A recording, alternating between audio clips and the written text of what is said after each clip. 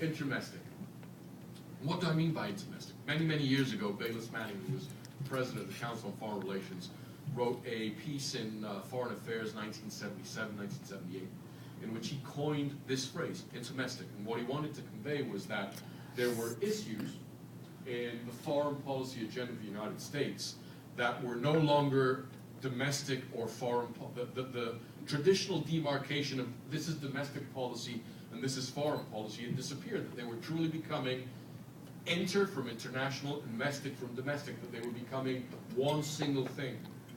And what I would like to suggest today is that what makes the U.S.-Mexico relationship so unique, regardless of the relationship with my dear friends the Brits, is that Mexico and the United States today have what is probably, in the face of the earth, on the face of the earth, the first truly intermestic relationship, where every single issue, the foreign policy agenda of Mexico and the United States, is anchored in the domestic politics, domestic constituencies of both countries.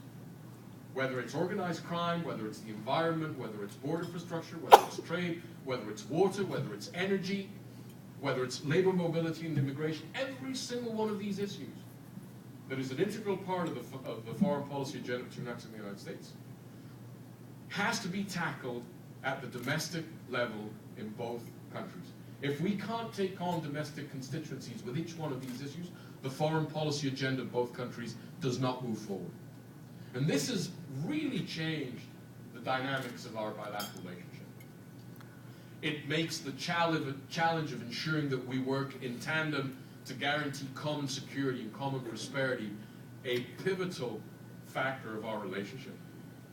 But it also explains why there are days or weeks or months when sometimes it seems that we are living in a Dickensian novel. It's like a tale of two cities. It's the worst of times and it's the best of times.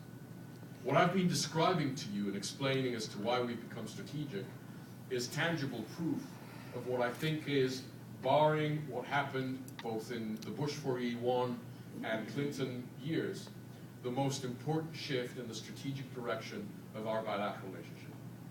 The muscle tone that we have achieved today in the bilateral relationship between Mexico and the United States is unrivaled.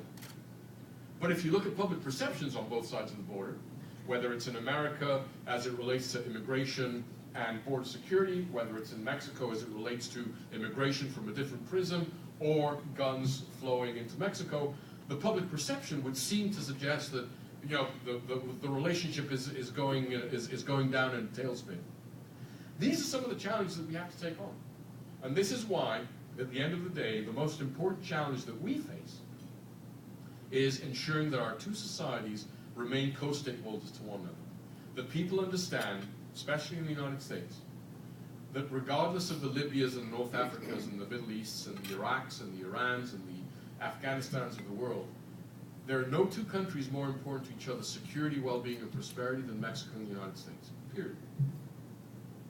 And that we need to use the bully pulpit to explain to citizens on both sides of the border, you've got loonies and we've got loonies too. They run in the best of families. But we have to continue to ensure that our citizens understand what is at stake. We will have a very challenging moment in 2012. And I will end with this. As most of you know, every 12 years, the presidential electoral cycles of both our countries coincide. And in 2012, we will have presidential elections in Mexico in July. We will have presidential elections in the United States in November.